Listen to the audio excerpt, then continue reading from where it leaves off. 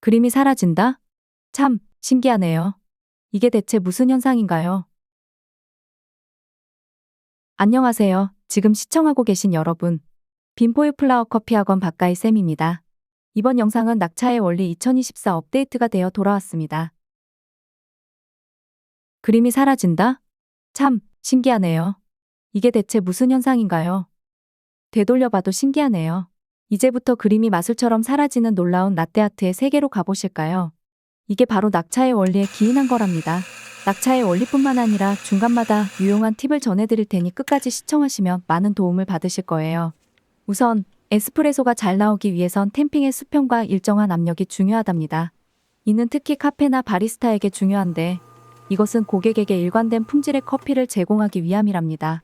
템핑 시 원두 가루가 포터필터의 수평이 되도록 평평하게 압축되어야 합니다. 템핑 압력도 중요한데 너무 세게 누르면 물이 잘 통과하지 못하고 너무 약하게 하면 물이 너무 빨리 통과된답니다. 일반적으로 15에서 20kg의 압력을 권장합니다마는 압력의 세기보다 더 중요한 것은 매번 일정한 압력이 중요하답니다. 바리스타는 매번 동일한 압력과 방법으로 템핑을 해야 일관된 품질의 에스프레소를 만들 수 있어요. 그럼 시작할게요. 먼저 에스프레소를 추출해 볼게요. 라떼아트는 에스프레소를 기반으로 하며 에스프레소 샷은 크레마가 풍부해야 합니다. 이 크레마는 우유가 부드럽게 퍼지는 캔버스 역할을 한답니다.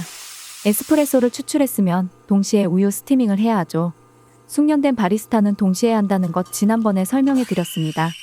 우유를 스팀할 때는 공기를 적절히 주입하여 부드럽고 섬세한 거품을 만드는 것이 중요하답니다. 공기 주입이 되면서 회오리 치는 모양이 보이면 우유가 부드럽고 질감이 좋아져 라떼아트를 그리기 쉬워진답니다. 낙차의 원리를 더 쉽게 이해하실 수 있도록 올바른 예와 잘못된 예를 같이 보면서 설명해 드리겠습니다. 낙차의 원리란 스팀된 우유를 에스프레소에 부을 때 높이를 조절하는 것을 의미하는 거예요. 낙차의 높이는 우유와 에스프레소의 혼합 정도를 조절하는 데 중요한 역할을 한답니다. 낙차의 높이가 높을수록 우유와 에스프레소가 빠르게 혼합됩니다. 따라서 낙차의 높이를 높게 하면 라떼아트의 무늬가 흐릿해지고 얼룩지기 쉽답니다. 반면에 낙차의 높이가 낮을수록 우유와 에스프레소가 천천히 혼합됩니다. 이에 따라 낙차의 높이를 낮게 하면 라떼아트의 무늬가 선명해지고 섬세해진답니다.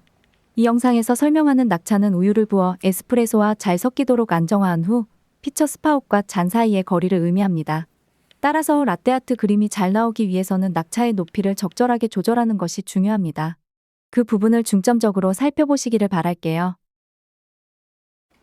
지금은 낙차의 원리 중 올바르게 시연한 예를 보여드릴게요. 올바른 예에서는 낙차의 높이를 적절하게 조절하여 크레마와 우유 거품의 대조가 명확하고 핸들링이 안정적으로 진행되어 선명한 결아트가 만들어집니다.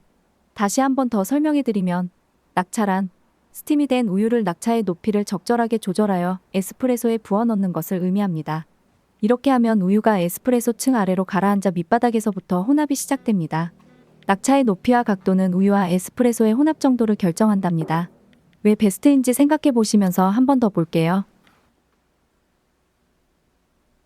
라떼아트 교육은 WSBC 라떼아트 챔피언 출신이 직접 강의하는 빈포유 플라워 커피 학원으로 오세요. 참고로 학원은 대구에 있습니다. 자, 이번에는 낙차의 원리를 잘못 이해하여 그림이 잘못된 예를 보여드릴게요. 벨벳 폼을 만들었어도 안 그려질 수 있다는 걸 보여드릴게요. 제가 처음 라떼아트를 배울 때 우유를 너무 빨리 부어서 커피 속에 폭포를 만들었어요. 정말 멋진 폭포였죠. 하지만 잔 밖으로 흘러넘쳤답니다. 힘차게 믹싱한 후에 멀리 띄어서 그려볼게요. 왜 그림이 그려지지 않는지 아시겠나요? 이렇게 잔과 떨어져 있으면 그림이 희끗희끗해져 버려요. 피처의 높이를 반드시 낮게 잔과 가까이 붙여주세요. 낙차의 높이가 높아 핸들링이 불안정해지고 그 결과 희끗희끗하고 얼룩진 결아트가 만들어집니다. 좌우 대칭이 맞지 않고 일그러진 결아트는 완성도가 많이 떨어진답니다.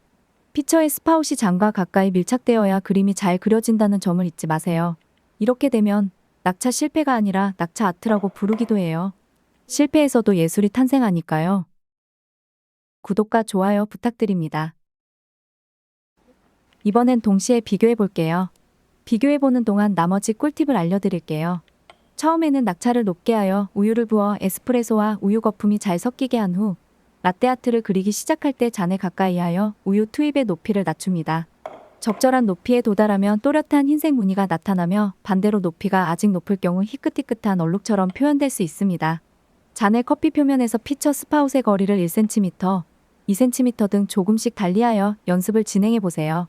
라떼아트를 그릴 때는 우유를 부을 때 속도와 흐름을 조절하는 것이 중요합니다. 빠르고 강한 흐름은 큰 무늬를, 느리고 섬세한 흐름은 작고 복잡한 무늬를 만듭니다. 이러한 원리들을 이해하고 연습함으로써 바리스타는 다양한 라떼아트 디자인을 창조할 수 있습니다. 연습은 라떼아트를 완성하는 데 매우 중요한 부분이며 능숙한 바리스타가 되기 위해서는 많은 시간과 노력이 필요하답니다. 이 영상을 시청해 주셔서 감사합니다. 더 많은 커피 꿀팁을 원하시면 구독과 좋아요, 알림 설정 부탁드립니다. 앞으로도 더 유익한 영상으로 찾아뵙겠습니다. 감사합니다.